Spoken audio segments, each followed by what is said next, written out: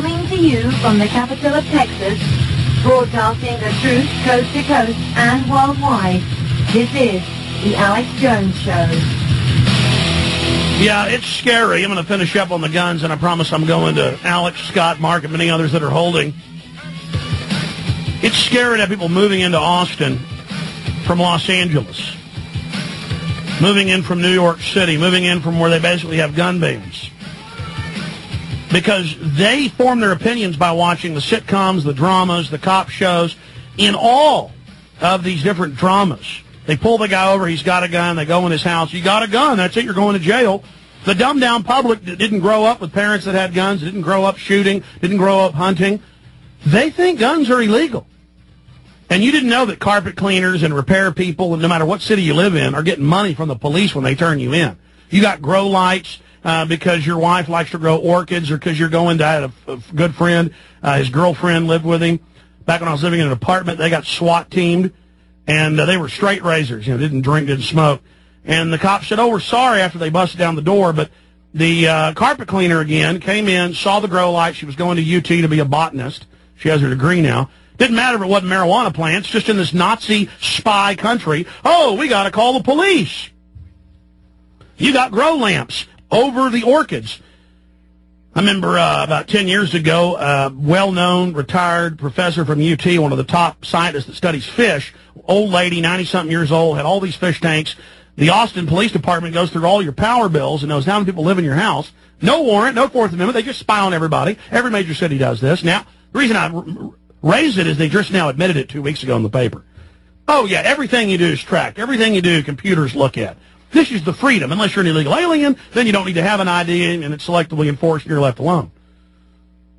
So, the point is we're being raped here. We're being controlled. This is a fraud. And we need more guns, not less guns.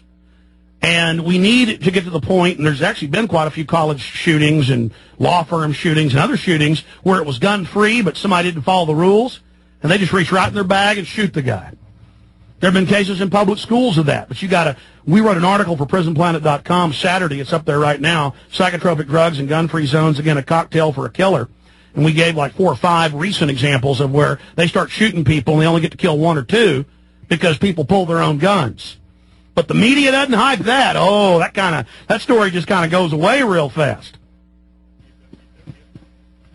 We need more guns, not less. There is a global policy to disarm from Canada to Australia to the U.S., and you better fight for your Second Amendment if you want to keep it. All right, I'm going to shut up about that. Let's go to your calls. Who's been holding the longest? Alex in California, you're on the air. Thanks for holding. How you doing, Alex? Good. I was actually calling to discuss a situation that hasn't been discussed on your show lately. I actually heard you discuss it, the chemtrail phenomena, especially here in California where I'm from, Vacaville. It's right near Travis Air Force Base here in California. Every day for the past, I want to say 6 months, I've been seeing maybe 3 to 4 trails on the hour. Definitely distorts the air. Bad breathing perception. Yeah, how low are they? It's definitely not above 10,000 feet. Yeah, let me comment on that. For those that don't know, ice crystal trails or condensation trails normally didn't form but 10,000 feet higher, normally during the winter, and they would dissipate in a matter of seconds or minutes. Now, as low as 4,000 feet, huge trails will form that turn into these cloud banks. You can be doing gardening outside, I have, and you'll just see the same trail there 4 hours later dissipated and turned into a big cloud. And now the government has declassified that indeed they are doing atmospheric manipulation. It's even in government textbooks. There are literally hundreds of mainstream newscasts now admitting it, but saying it's for your own good. High school textbooks are telling the children that, oh, it's good for you. They're saving the earth. It's a sunscreen. All I know is there are more than 13,000 declassified examples of the U.S. government spraying chemical, biological, radiological, and in some cases killing citizens from Oklahoma to New York. It's in my film Endgame, mainstream news admitting it. So they have done this before. Now, there are kooks in people who think that every trail is a chemtrail, and they're not. But there is a huge program going on, and it's very, very serious. There's a bunch of programs, but more on that has been declassified. Yes, and one other thing that I would like people to notice is that also recently there is a United States Postal Service stamp collection that I've recently seen come out. It says Cloudscapes, and it has all these chemtrail phenomena. You can see in one of the sun pictures, the chem bow around it, and you can see lines and trails in the sky where these formations, like it was artificially brought together by radio frequency, like ones. Well, that's true. I've interviewed the former head of the HART program up in Alaska, and they are doing atmospheric testing with different arrays, energizing it. Look, the government loves you. Just drink your fluoride and take your mercury-filled shots. The media lies and says they've taken the mercury out. It's not true. Just go get a shot and ask to see the insert, and it'll save the aerosol. But just don't, just don't believe the handout either that comes with the bottle. Just trust the government. They love you, sir. Okay. Scott in Colorado, you're on the air. Go ahead, Scott. Hey, Alex. Thanks for taking my call. Thank you. Hey, this is, I just wanted to comment on a story that was done. I'm in Colorado Springs. It was done on Channel 13. The real seat of government, the real capital, Colorado Springs, where Northcom rules our country. No, that's another good story. No, but I'm being sarcastic about where you live. Go ahead. This is shootings prompt more to apply for concealed carry permits, and it also has a video with it. Good. People need to go out but again, you shouldn't have to have a permit like Vermont or Arizona. You have a right to carry because of the Second Amendment. So see these, whereas I'm for people going and getting the concealed carries so you don't get arrested when you have the gun out with you, I'm overall against it because it turns a right into a privilege and that's how it started 50 years ago in New York. You had to get the permit, and then they just stopped issuing the permits, then you can't even own a gun.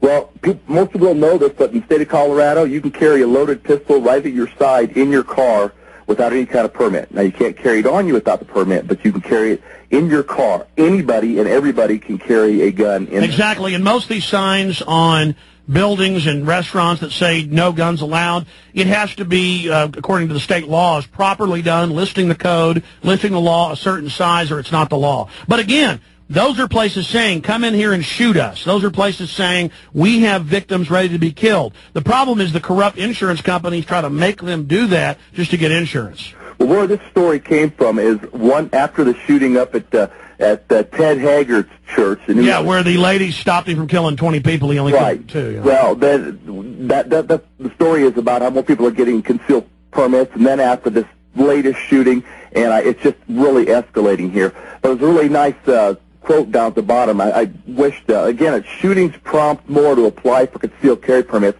and it's basically about this news reporter that's now getting her permit. Oh, yeah. They did a story on this, it's about 3 years old. It's called Whistling Pines, the gun club that I actually belong to, and she is there getting her permit. Awesome.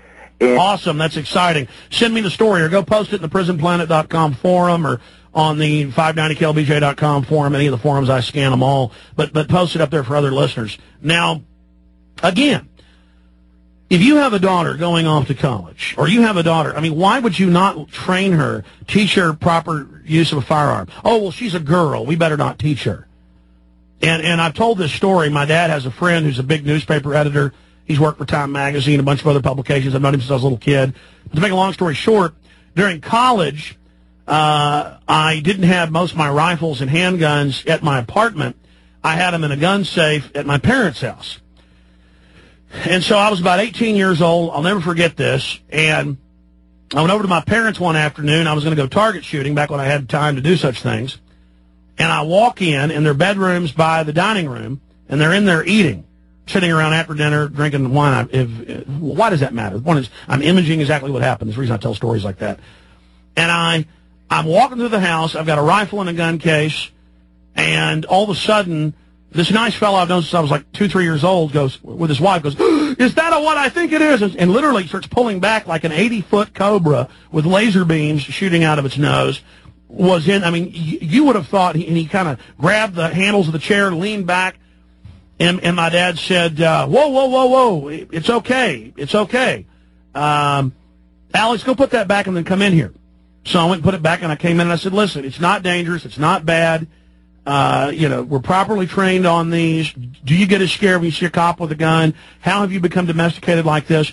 And my dad comes back with a .357 Magnum in the case, and he opens it up, he opens the cylinder up, and the guy's like shaking, going, oh, put it up, no, God, it's going to go off, it's going to kill us. And he said, look, it's, there's the cylinder, no bullets are in it.